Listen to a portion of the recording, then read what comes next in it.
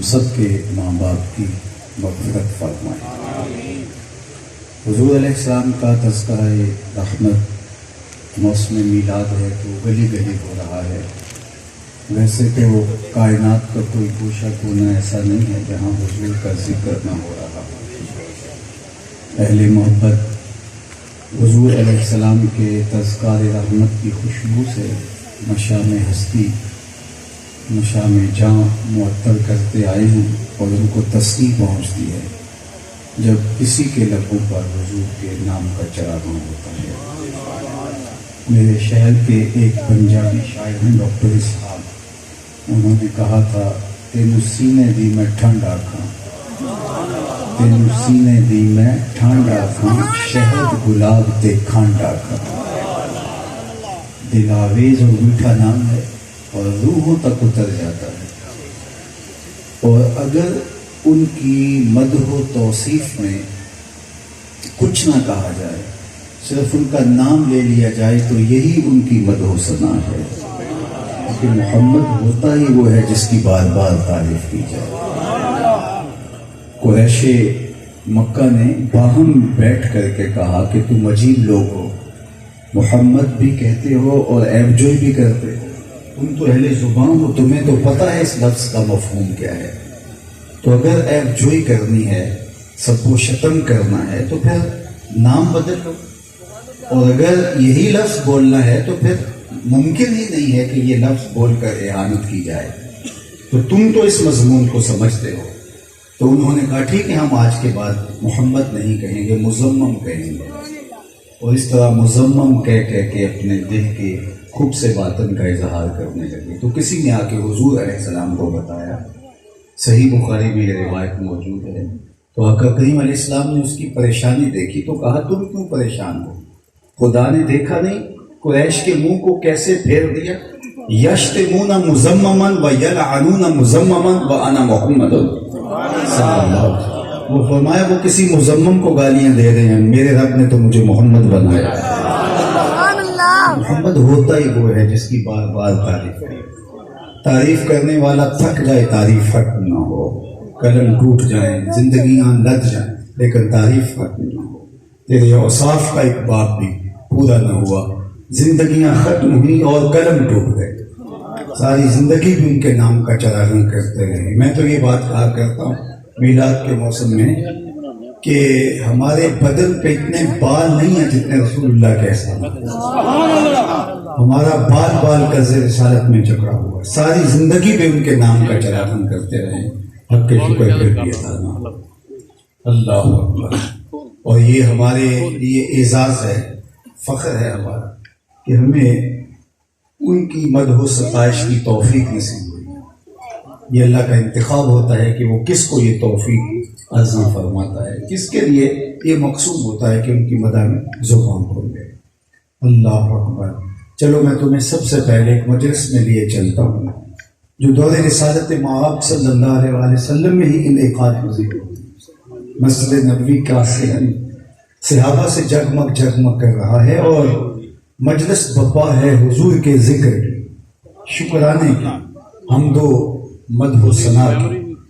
تو آقا کریم خود جلوہ گر ہو جاتے ہیں۔ کیا خوش نصیب لمحے ہوں، کیا گھڑیاں تھیں کہ جس مجلس میں خود حضور جلوہ فراز ہو جاتے ہیں۔ تو صحابہ بیٹھے تھے تو تشریف فرما ہوئے، کہا ما اجلسکم، تمہیں کس چیز نے بٹھا رکھا؟ ما اجلس، جلسہ کاہے کا ہے، کیوں بیٹھے ہو؟ تو انہوں نے جو جواب دیا وہ سنی۔ انہوں نے کہا جلسنا نذکر اللہ ونحمدہ علی ما ہدانا لدینہ ومن علینا بک۔ ہمارے بیٹھنے کا مقصود یہ ہے کہ ہم اللہ کی حمد بول رہے ہیں، اس کی تعریف کر رہے ہیں، اس کا شکر بجا لا رہے ہیں اس بات پر کہ اس نے ہمیں ہدایت دین دی اور آپ کی صورت میں ہمارے اوپر انعام فرمایا۔ ومن علینا بک، آپ کی صورت میں ہمارے اوپر انعام فرمایا۔ اب آپ سے اگر کوئی یہ پوچھے کہ کیوں بیٹھے ہو، دوپہر سے لے کر اب تک عصر ہونے کو ہے تو کیوں بیٹھے ہو، تو آپ کا برجستہ جواب یہی ہوگا حضور کا ذکر سننے آئے ہیں، تو بات یہی ختم ہو جاتی ہے۔ لیکن آپ سے کوئی اس پر حلف لے تو آپ کو تعجب ہوگا۔ فرمایا کیوں بیٹھے ہو؟ کہا کہ اللہ کی حمد بولنے بیٹھے۔ اللہ نے آپ کی صورت میں جو انعام فرمایا ہے اس پر شکرانہ ادا کرنا ہے. تو فرمایا کیا قسم دے سکتے ہو کسی کے بیٹھے، حلف اٹھا سکتے ہو؟ تو صحابہ کو حیرت تو ہوئی ہوگی، لیکن انہوں نے برجستہ کا جی حضور ہم حلف اٹھا سکتے ہیں. تو یہ صرف بات تک محدود نہیں رہی بات، بلکہ فرمایا اچھا کہ حلف ہو. باقاعدہ صحابہ نے قسم اٹھائی اور حضور نے ان سے قسم لی. جب قسم لے چکے تو ان کے چہروں پہ پھیلا ہوا استعجاب دیکھا اور کہا کہ یہ جو ابھی میں نے قسم لی ہے یہ کسی تہمت کی بنیاد پر نہیں تھی. تمہاری قول کی صداقت پر مجھے کوئی شک نہیں گزرا تھا کہ میں نے قسم سے تصدیق چاہی ہو، بلکہ ماجرا کچھ اور تھا، اور وہ یہ کہ تم یہاں بیٹھے تھے، میں حجرے میں تھا. اتانی جبریل علیہ السلام، میرے پاس جبریل امین حاضر خدمت ہوئے. فاخبرنی ان اللہ یباہی بکم الملائکہ، انہوں نے مجھے کہا محبوب ذرا باہر تو نکل کے دیکھو، آپ کے صحابہ کے اس عمل پر اللہ فرشتوں میں ناز کر رہا ہے.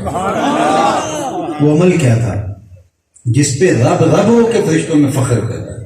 صحابہ مل بیٹھ کے حضور کی آمد پر اللہ کا شکرانہ ادا کر دیا. اللہ کی رحمتوں سے کوئی بعید نہیں کہ آج کی مجلس بھی قبول کر لی جائے، اور اللہ فرشتوں سے کہے کہ دیکھو صدیاں بیت گئی، یہ آج بھی بیٹھ کر اس نعمت کا شکرانہ ادا کرو. اور ہو سکتا ہے یہ میری اور آپ کی بخشش کی ضمانت ہے. باقی میں نے عرض کیا کہ ساری زندگی بھی پیشانی سجدے میں رکھ کے اس نعمت کا شکرانہ ادا کرتے رہیں کہ شکر ادا ہو ہی نہ ہوا. اتنی بڑی نعمت جو حضور علیہ السلام کی صورت میں اللہ نے ہمیں انعام فرمایا. خدا شناسی تو بڑی دور کی بات ہے، ہم خود شناس بھی نہ ہوتے اگر حضور تشریف نہ لاتے، من سے آگہی نہ ہوتی، اپنی ذات سے ہمیں شناسائی نہ ہوتی اگر وہ جلوہ گر نہ ہوتے. مجھے آپ بتائیے، انسان اشرف المخلوقات ہونے کے باوجود وَلَقَدْ كَرَّمْنَا بَنِي آدَمَ کا تاج سر پہ سجا، پتھروں کو، درختوں کو، حشرات الارض کو، چوپایوں کو، مظاہر فطرت کو کہاں کہاں اپنی پیشانی کا تقدس پامال نہیں کرتا رہا. اس نے بہتے پانیوں کو خدا مانا، جلتی آگ کو معبود سمجھا، مٹی کے معدنوں کو اور پتھر کے اصنام کو اپنا خدا سمجھا. یہ تو درختوں کو اپنا خدا مانتا رہا. پوری کائنات کا چرخ انسان کے گرد گھوم رہا ہے، اور لیکن یہ ان کو اپنا معبود مان رہا ہے. یہ تو میرے حضور نے آ کے بتایا کہ یہ تیرے معبود نہیں ہو سکتے، تیری دہلیز کے نوکر ہیں. سورج کو اس لیے پوچھتا ہے کہ یہ میرا معبود ہے، نہیں، یہ تو تیری راہوں میں روشنی اجالنے کے لیے بنایا گیا. درختوں کو پوچھتا ہے، یہ تو تجھے آکسیجن فراہم کرنے کے لیے، تجھے چھاؤں دینے کے لیے، تجھے پھل دینے کے لیے، تیرے ایندھن کے کام آنے کے لیے بنایا گیا. تو ان کو معبود سمجھ بیٹھا. یہ جانوروں کو اپنا خدا مان رہا ہے، یہ تو تیری سواری کے لیے، تیری بار برداری کے لیے، ذوق نظارہ کی تسکین کے لیے پیدا کی گئے، اور تو ان کو معبود بنا رہا ہے. نہیں تو دیکھ، چاند کو خدا مانتا ہے، یہ دیکھ اگلی اٹھتی ہے وہ ٹکڑے ہو کے قدموں میں آ رہا ہے. سورج کو مانتا ہے، یہ دیکھ اشارہ ہوتا ہے وہ بھاگتا ہوا اثر کے وقت پہ آتا ہے. درختوں کو پوچھتا ہے، چل میں نہیں، تو جا کے کہہ دے تمہیں اللہ کا رسول بلا رہا ہے. اب انسان کی آنکھیں کھلی کہ میں کس کے گرد گھوم رہا تھا اور یہ کائنات کس کے گرد گھوم رہی ہے. اے تماشا گاہ عالم روئے تو کجا بہرے تماشا بھی رہے. دنیا تو تیرا طواف کر رہی ہے، تو کس کے گرد گھوم رہا ہے. اب اس کی آنکھیں کھلی ہیں، اب اسے سمجھ آئی تو راز کن فکان ہے. اپنی آنکھوں پر عیاں ہو جا، خودی کا رازداں ہو جا، خدا کا ترجمہ ہو جا، خودی میں ڈوب جا غافل. یہ سر زندگانی ہے، نکل کر حلقہ شام و سحر سے جاویداں ہو جا. مسافے زندگی میں سیرت فولاد پیدا کر، شبستان محبت میں حریر و پر نیا ہو جا. گزر جا بن کے سیلے تند روح کو ہو بیاباں سے، گلستان راہ میں آئے تو جوئے نغمہ کہاں ہو جا. تیرے علم و محبت کی نہیں ہے انتہا کوئی، نہیں ہے تجھ سے بڑھ کر ساز فطرت میں نوا کوئی. اسے تو خود شناسی ہی تب ملی جب حضور کا دروازہ نصیب ہوا، نہیں تو بھٹک رہا تھا اندھیروں میں. اب اسے سمجھ آئی کہ یہ کون ہے. اب اسے بتایا جا رہا ہے کہ ستاروں سے آگے جہاں اور بھی. اب اسے سمجھ آئی، کانپتا ہے دل تیرا اندیشہ ہے طوفان سے کیا. نا خدا تو، بحر تو، کشتی بھی تو، ساحل بھی تو. دیکھ آ کر کوچائے چاکے گرے بامے کبھی، کیس تو، لیلا بھی تو، صحرا بھی تو، محمل بھی تو. وائے ناکامی کہ تو محتاج ساکی ہو گیا. میں بھی تو، مینا بھی تو، مستی بھی تو، حاضر بھی تو. آہ کس کی جستجو آوارہ رکھتی ہے تجھے، راہ تو، رہرو بھی تو، رہبر بھی تو، منزل بھی تو، بے خبر تو جوہر آئینہ ایام ہے، تو زمانے میں خدا کا آخری پیدا۔ اب اسے پتا چلا میں تو نائب الہی ہوں، میں تو خلیفۃ اللہ فی الحال، میرے دم سے بزم عالم میں چراغ ہے۔ اب اس کا لہجہ ہی بدل گیا، ٹون ہی تبدیل ہو گیا۔ اب اس کا بدلا ہوا لہجہ دیکھیے۔ میں اسی انسان کی بات کر رہا ہوں جو درختوں کو، حشرات الارض کو، چوپایوں کو، کیچووں کو اپنا معبود مانتا تھا، مٹی کے مادوں کے چرنوں میں اپنی پیشانی رکھ کے اپنی عظمتوں کے تقدس کو پامال کرتا تھا۔ اب اسی کا بدلا ہوا لہجہ دیکھیے۔ اب بولتا ہے فرشتہ کہنے سے میری توقیر گھٹتی ہے، میں مسجود ملائک ہوں، مجھے انسان رہنے دو۔ کہتا خبردار، مجھے فرشتہ بھی کہا، فرشتوں کی پیشانیاں تو میرے حضور جھکتی رہی، تو یہ روشنی ملی کہاں سے، یہ اجالے ملے کہاں سے، یہ نور کہاں سے ملا؟ اللہ اکبر۔ سید سلیم گیلانی مرحوم نے کہا تھا، نہ خرد کی روشنی تھی نہ جنوں کی آگہی تھی، نہ خرد کی روشنی تھی نہ جنوں کی آگہی تھی، تیری رہبری سے پہلے یہ جہاں جہاں نہیں تھا، تیری رہبری سے پہلے یہ جہاں جہاں نہیں۔ زندگی کا سارا جمال، خوبصورتی، حسن حضرت انسان کو ملا ہے تو میلاد والے رسول کی چوکھٹ سے، ورنہ آج بھی یہ اندھیروں میں بھٹک رہا ہوتا اور ظلمتوں میں کھویا ہوا ہوتا۔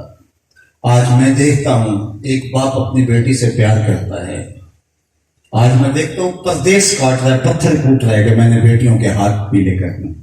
آج میں دیکھتا ہوں فیکٹری میں بھائی اوور ٹائم لگا رہا ہے کہ میں نے بہن کے ہاتھ پیلے کرنے، تو میں سوچ میں پڑ جاتا ہوں یہ وہی باپ ہے جو بیٹی کو زندہ درگور کر دے، یہ وہی بھائی ہے جو کاٹ دیتا تھا کل میرا کوئی بہنوئی نہ کہنا ہے، اور آج یہ پردیس کاٹ رہا ہے، آج یہ مصیبتیں سہ رہا ہے، آج یہ اوور ٹائم لگا رہا ہے۔ اس کے سینے میں بیٹی کا پیار ڈالا کس نے؟ جواب آیا میلاد والے رسول۔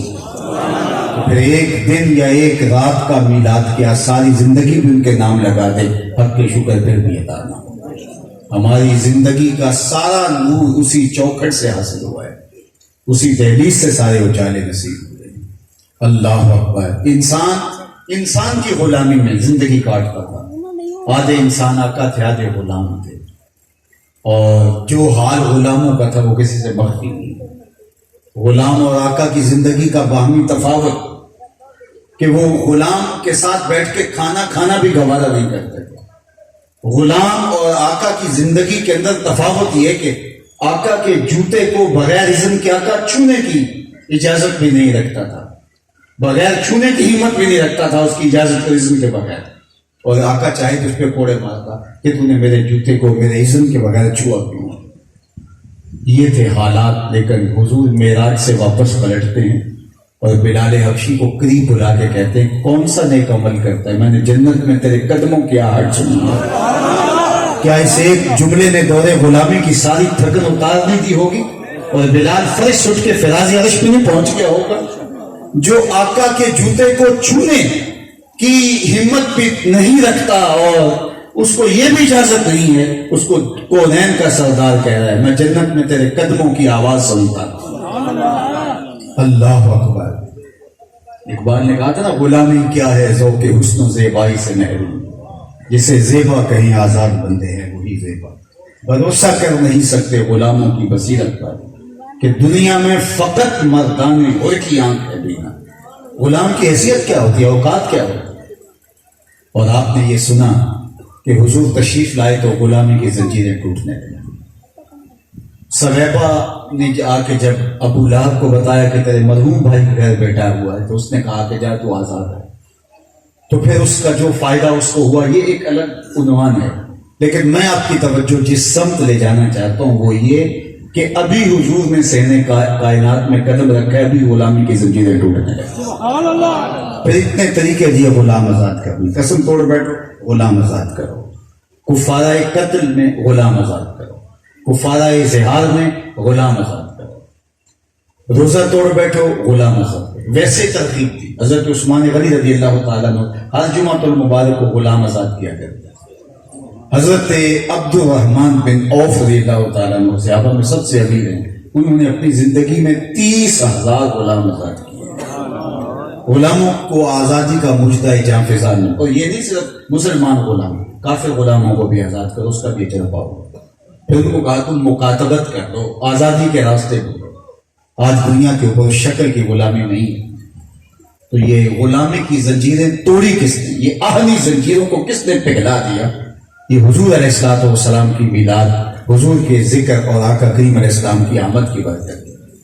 تو اس لیے ایک دن کیا ساری زندگی ان کے نام لگا دے، حق کے شکر ادا نہ ہو۔ دوسری بات میں آپ سے یہ کہنا چاہوں گا کہ ہماری محبت، ہماری الفت اور ہمارا پیار صرف جھنڈیوں تک محدود ہو کے نہ رہ جائے، صرف بنیروں پر چراغاں تک ہی ہم میلاد کا سلسلہ روک نہ دیں، بلکہ جو بنیروں پر چراغاں کیا ہے، دل کی گلیوں میں بھی حضور کے نام کا چراغاں، جس کا جھنڈیاں بازاروں میں لگائی ہیں، دل کے ایک ایک پرت پہ نام محمد کی جھنڈی لگائی، اوپر بھی صاف اور ظاہر بھی صاف، ظاہر بھی چراغاں اور میلاد کے اثرات روح تک اتریں اور زندگی نور اور روشنیوں اور اجالوں کا ایک جہان تازہ بن جائے۔ ہر بار میلاد آئے تو نئی روشنیاں ہمارے دلوں میں، ہماری روحوں میں، ہمارے قلوب میں اتریں، تو زندگی کا جمال اور زندگی کا نور تو اس طرح سے کہ ہم اپنے گھروں کو بھی آراستہ کریں لیکن اپنے دلوں کو ویران نہ رہنے دیں۔ ہم جھنڈیاں بھی لگائیں، چراغاں بھی کریں، لیکن ہمارے دل کی گلیاں بھی حضور کے پیار سے جگمگائیں۔ اس پر ایک روایت، آقا کریم علیہ السلام نے وضو فرمایا اور پانی زمین پہ گرا، وضو کا غسالہ، تو صحابہ اس کو اپنے ہاتھوں میں لے لیا اور اپنے چہروں پہ ملنے لگا۔ تو آقا کریم نے فرمایا کہ ما حملکم علی ھذا، تمہیں اس چیز پر کس نے ابھارا کہ تم میرے وضو کے پانی کو زمین پر نہیں گرنے دے رہے؟ یہ حکم تو نہیں تھا شریعت کا، حکم نہیں دیا۔ ساری چیزیں حکم کی محتاج نہیں ہوتی، محبت کو کچھ راستے خود تلاش لیا کرتی ہے۔ پانی ہڑانو لوڑ کی راہ براندی، پانی ہڑانو لوڑ کی راہ براندی، پہنچے آپ دریا سرکار یارا۔ جو چھوٹے چھوٹے ندی نالے ہوتے ہیں ان کے لیے راستے بنانے پڑتے ہیں، لیکن جب سیلاب کا پانی آتا اپنی راہیں خود بنا لیتا ہے۔ تو محبت کے رنگ، اسلوب اور ڈھنگ اپنے ہوتے ہیں۔ تو کچھ چیزیں ان کا حکم باقاعدہ نہیں دیا جاتا، لیکن محبت کا تقاضا ہوتا ہے، محبت خود بخود جو ہے وہ دلیلیں تلاش لیتی ہے۔ تو کہا کہ یہ جو تم میرے وضو کے پانی کو زمین پر گرنے نہیں دے رہے، اس پر تمہیں کس چیز نے ابھارا؟ حضور بھی جانتے تھے کہ یہ محبت کی فراوانی کا نتیجہ ہے، لیکن کچھ سمجھانا چاہ رہے تھے۔ کہا کہ ما حملکم علی ھذا، تمہیں اس بات پر کس نے ابھارا؟ تو انہوں نے کہا حب اللہ و رسولہ، اللہ اس کے رسول کی محبت۔ یہ ہمیں حکم شریعت نے نہیں دیا، یہ آپ کی طرف سے ہمیں کوئی تاکید نہیں تھی، کوئی وحی نہیں تھی کہ محبوب کا پانی زمین پہ نہیں گرنے دینا، بلکہ یہ تقاضا محبت تھا کہ محبوب کا پانی تمہارے ہاتھوں پہ آنا چاہیے۔ اللہ اکبر، یہ الفت کا تقاضا ہے۔ حضور کے ایک صحابی ہیں اصلح بن شریح رضی اللہ تعالی عنہ، وہ حضور کی سواری کا کجاوا کسا کرتے تھے اور اسی طرح سے سفر میں ساتھ رہتے۔ جب پڑاؤ ہوتا کجاوا اتار دیتے، جب کوچ کے لمحے آتے تو کجاوا کس دیتے۔ ایک دن کہیں پڑاؤ ہوا اور رات گزری اور انہیں غسل کی حاجت ہوئی۔ غسل کرنے لگے تو پانی اتنا ٹھنڈا تھا کہ انہیں محسوس ہوا کہ یہ تو جان لیوا ثابت نہ ہو، اور ادھر کوچ کے لمحے قریب آ گئے۔ کہیں سے لکڑیاں لائے اور پانی کو گرم کرنے لگے، اور ایک انصاری صحابی سے کہا کہ آج حضور کی سواری کا کجاوا آپ کس دیں۔ انہوں نے کجاوا کس دیا، تو یہ غسل کر کے اپنی سواری پر بیٹھے اور قافلے کے ساتھ مل گئے۔ جو ہی ان کی سواری حضور کی سواری کے قریب آئی تو آقا کریم نے ان کی طرف دیکھا اور مسکراتے ہوئے کہا اصلا آج کجاوا کچھ بدلا بدلا سا لگتا ہے، تمہارے ہاتھ کا کسا ہوا نہیں لگتا۔ تو اصلا بن شریح نے کہا حضور میں نے کسا بھی نہیں، یہ تو فلاں انصاری نے کسا ہے۔ تو کہا تم نے کیوں نہیں کسا؟ تو حضرت اصلا بن شریح نے کہا کہ حضور میں پاکیزگی سے نہیں تھا، طہارت سے نہیں تھا، اور میں نے گوارا نہیں کیا جن لکڑیوں نے آپ کے بدن کو چھونا ہے اس کو بے غسل ہاتھ لگائے۔ یہ محبت ہے جو اپنے راستے خود تلاش کرتی ہے۔ حضرت ابو ہریرہ کمان کو بے وضو نہیں چھو رہے۔ کس نے کہا ابو ہریرہ کمان کو بے وضو نہیں چھو رہے؟ یہ تو ہندوستان سے بن کے آئی ہے۔ کہا مجھے پتا ہے ہندوستان کا لوہا اور بنی بھی وہاں اور بن کے یہاں آئی، لیکن اس شکل کی ایک کمان میں نے حضور کے ہاتھوں میں دیکھی تھی، مجھے گوارا نہیں اس کو بھی بے وضو ہاتھوں میں۔ تو محبت اپنی راہیں خود تلاش کر لے۔ پانی ہڑانو لوڑ کی راہ براندی، پہنچی آپ دریا سرکار یارا ما حملکم علی ھذا، اس پر تمہیں کس چیز نے تمہیں اس چیز کو ابھارا ہے؟ کیونکہ تم میرے وضو کے پانی کو زمین پہ نہیں گرنے دیتے، اور نہ صرف کہ وہ وضو کے پانی کو زمین پہ نہیں گرنے دیتے، جن کو وہ پانی میسر نہیں آتا وہ ان گیلے ہاتھوں سے ہاتھ مس کر کے اپنے چہروں پہ مارتے۔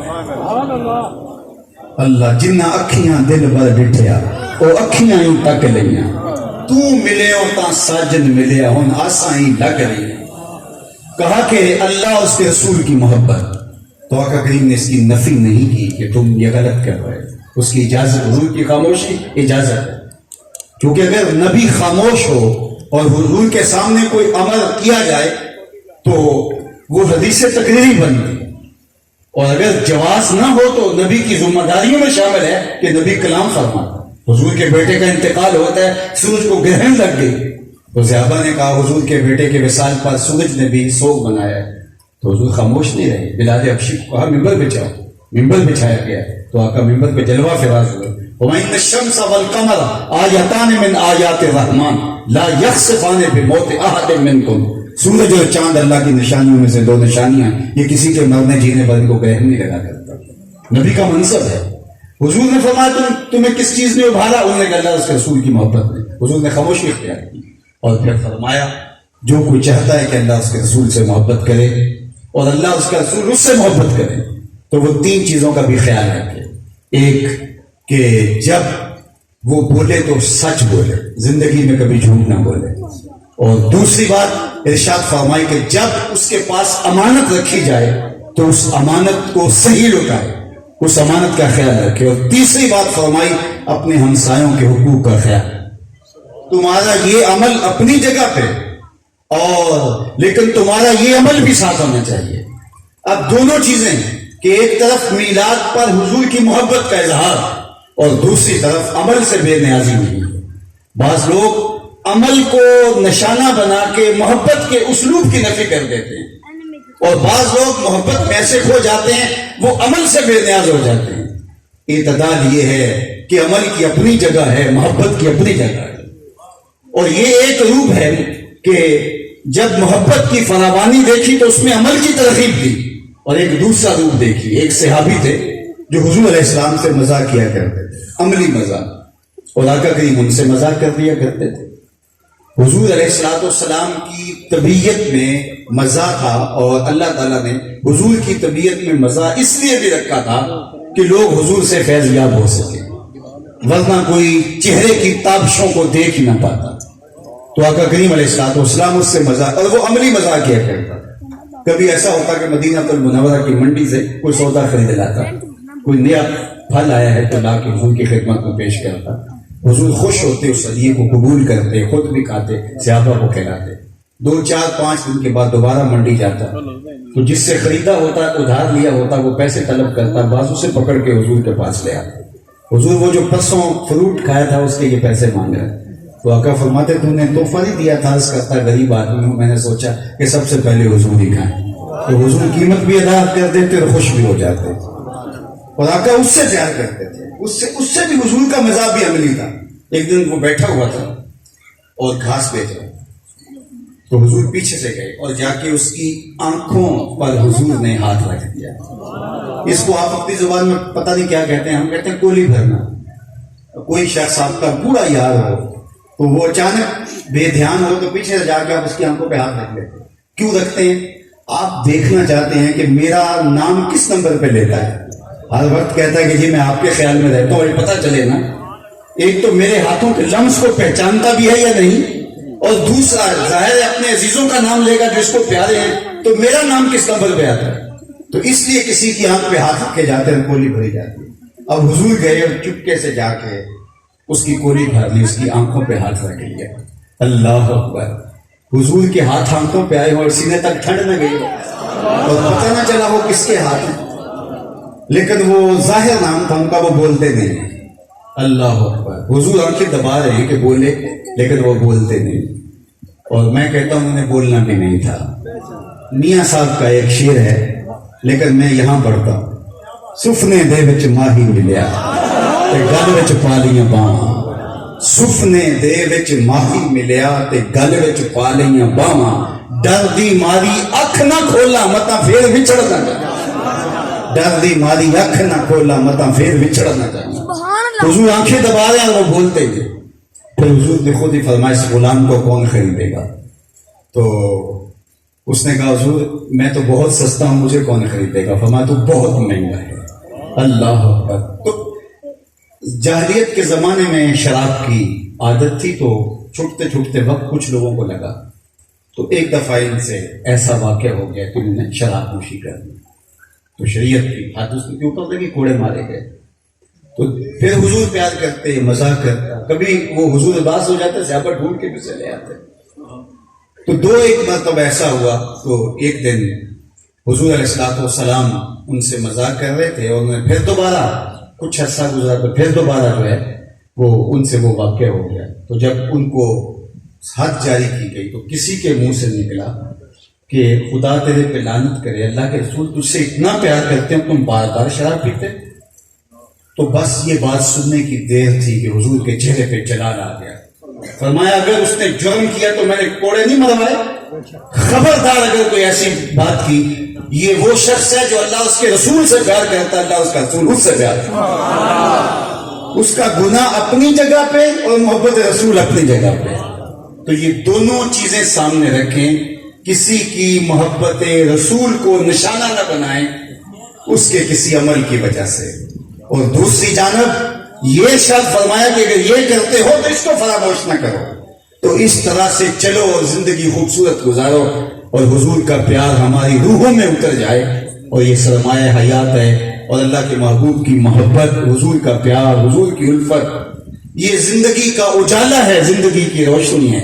और अगर किसी सीने के अंदर हुजूर का प्यार नहीं है तो वो दिल पत्थर है, दिल ही नहीं, दिल बनाया ही मोहब्बत रसूल सल्लल्लाहु अलैहि वसल्लम के लिए।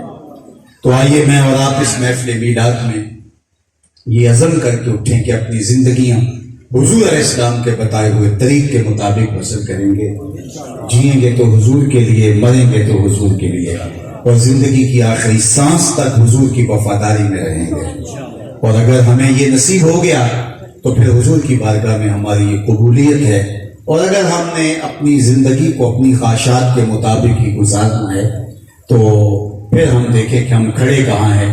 तो वो प्यार के हुजूर अलैहिस्सलाम के वुजू का पानी भी जमीन पे नहीं गिरने देते, और अगर वो चीजें फरामोश हो रही हैं तो हुजूर की वो तंबीह भी निगाहों में रहे। अल्लाह ताला हमें दीन को पूरी तरह से कबूल करने, रूहों में जज्ब करने, मन में उतारने की तौफीक अर्ज़ानी करे कि मोहम्मद से वफा तूने तो सब तेरे हैं, ये जहां चीज है क्या लौह कलम तेरे हैं। इकबाल कहते हैं हुजूर से वफा कर लो, फिर कलम भी तुम्हारे हाथ में देंगे और तख्ती भी तुम्हारे हाथ में दे देंगे, जो लिखना हुआ खुद ही लिख लेना। फिर तुम्हारी तकदीर के फैसले कहीं और नहीं होंगे, बल्कि खुदा बंदे से खुद पूछेगा बता तेरी रिज़ा क्या है।